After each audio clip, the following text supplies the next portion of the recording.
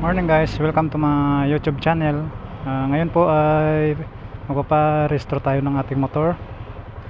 Ituro ko po sa inyo kung paano, step by step. Pero bago tayo magpunta tayo sa guys, sa LTO, i-check muna natin yung signal light. Guys, signal light natin. I-check muna natin signal light.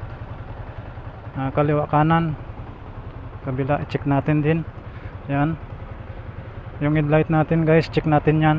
Headlight, yung low beam, yung high beam, check din natin.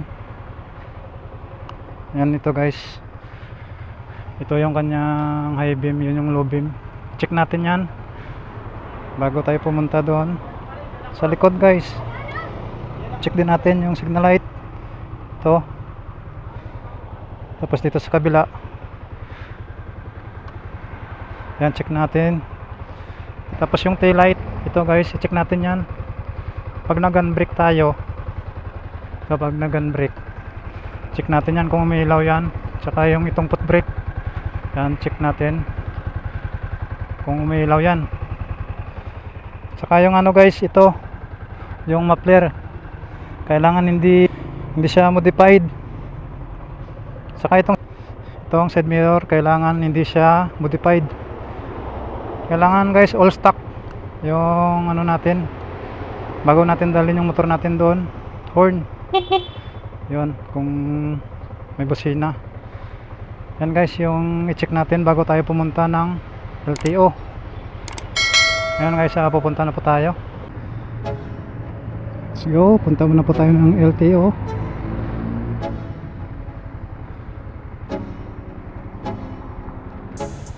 At sa guys, sa insurance, mas maganda kung kumuha na tayo sa Cebuana. Pwede pa tayong kumuha sa Cebuana. Doon sa loob ng LTO meron din doon.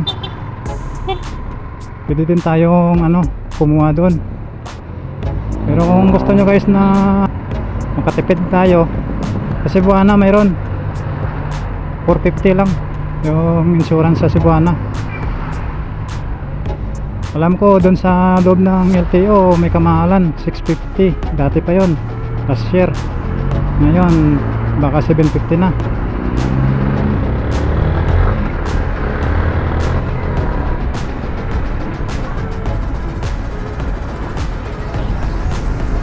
Pupunta na tayo dun guys sa LTO Novaliches.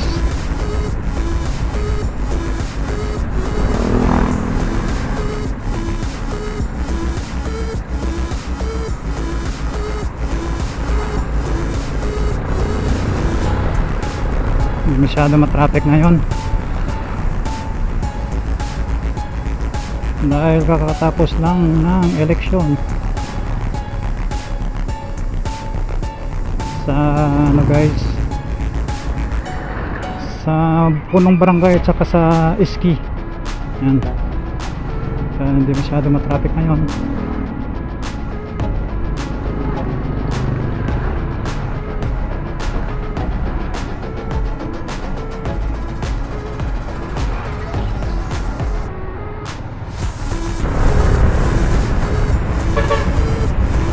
Yung iparestro pala natin ngayon guys, yung motor natin na si Sniper 155, dahil na po siya, 2 years kapit, 2 years na si Sniper natin. Kaya ipaparestro na natin.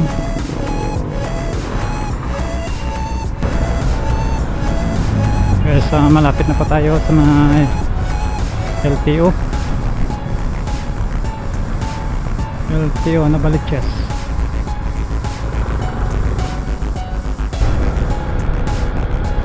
Ganda ng daan dito.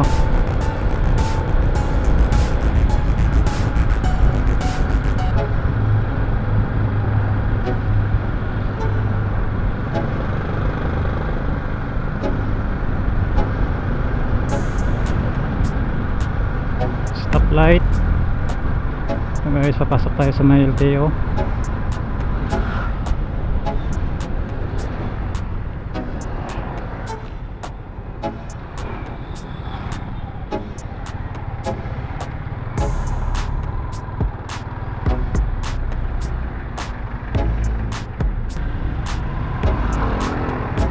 Pasok na tayo dito sa may LTO.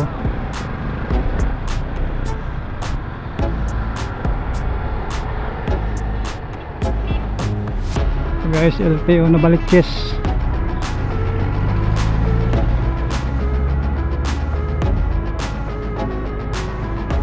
Bukas pala ngayon.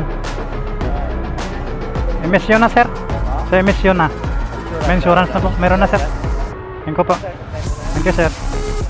Yan guys, pagpasok nyo dito, tatanungin agad kayo kung may insurance na kayo. Pag may insurance na kayo, diretso na tayo sa emission testing.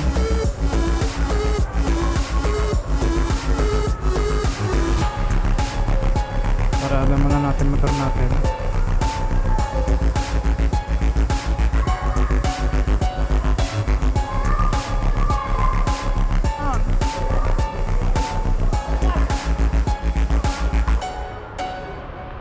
Alam muna tayo.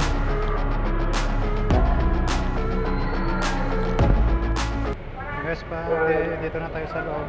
Iwasan na natin kung ano natin. ORCR at saka yung ano sa emission testing.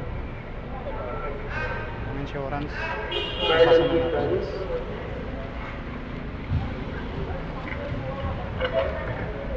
So, babasan na natin dito sa emission testing.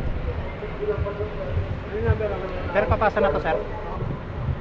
Wala muna kayo dyan, tawagin na lang. Thank you sir. ORCR nandun na. Magantay muna tayo dito. Guys, hanggang tawagin yung pangalan natin, magantay muna tayo. Guys, nabayad na po tayo sa emission 570. Next, iligay natin dito. Okay sir.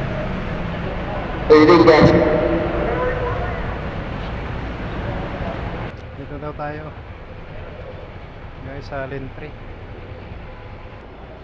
Dali mo dito, sir. Kunin ang motor sir, thank you sir. Meron na po sir. Kunin ko na guys yung motor. Papasok na yung pati yung natin. Yun guys, emission testing na tayo. Yan, inano na yung motor natin. Emission na.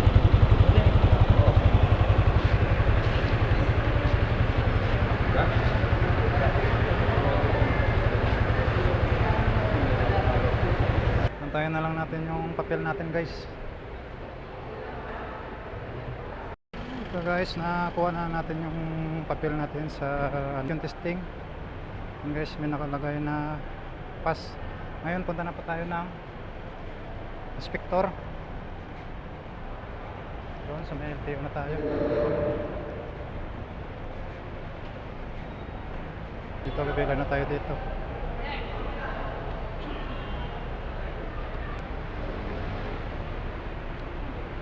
Morning sir. Pa-check na. Yung guys, check na natin guys sir. Sa loob sir. Thank you sir. Pipila muna tayo dito sa loob. Tayo ni sir ng papel. Para sa ano na to, stencil.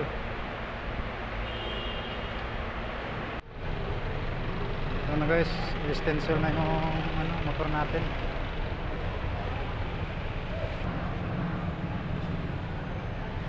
Ito sir.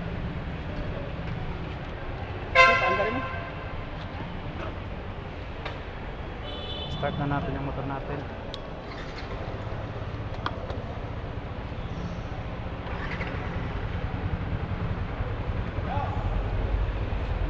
Check na ni sir. Light, high beam, low beam, check nya. Signal light. Signal light. Horn, check din sir yung horn. taillight. Yan, handbrake tsaka ano, foot brake. Check din sir.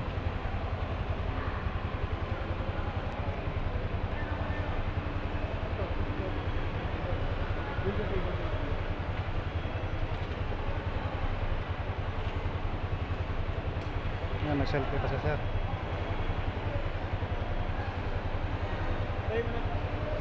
Okay na sir. Yan, patayin na natin. Okay na sir.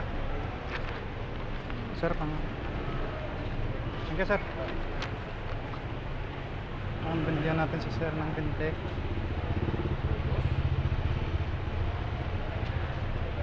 Tapos na tayo sa inspector. Papasok na pa tayo sa LTO.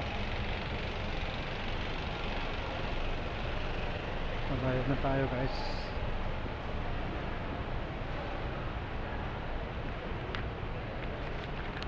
Sir, doon na yun sir. Patatakan natin dito kay sir sa inspector.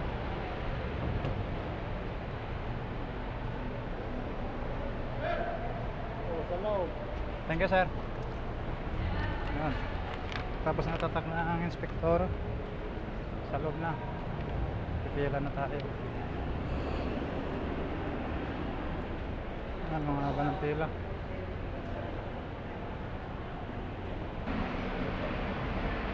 Ayan, kapasok na tayo sa pinapaloob ng LTO.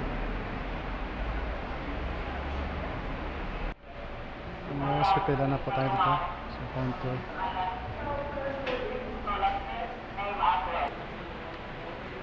Guys, dito na tayo sa cashier.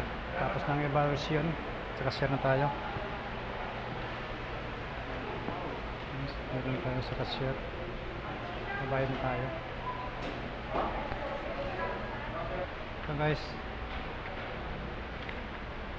guys, nakuha na po natin yung ano natin, OR. Yung binayaran natin is 262. Tapos na tayo.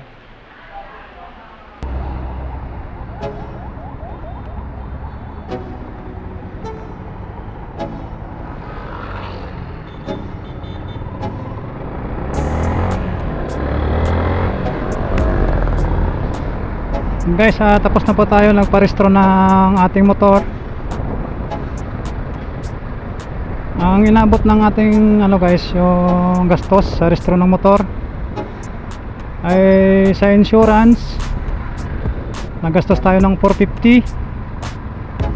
Tapos sa emission testing ay nagastos tayo ng 570. Tapos bayad tayo guys sa loob, yung pinaka ano nya, restro na, nagbayad tayo doon ng 262. So lahat guys yung gastos natin ay inabot tayo ng 1,282. Yan guys, yun yung nagastos natin lahat, 1,282. Guys, madali lang naman mag-restro ng motor kaysa magpalakad ka pa. Magkano abutin pag ikaw na lang yung maglakad. Yun lang yung ano, yung gastusin natin. Yun guys, yung ano ngayon, gastos lahat pag nagparehistro tayo ng ating motor ngayong 2023, 1,282. Yun ang gastos natin guys lahat. And guys, maraming salamat po sa inyong panonood. God bless.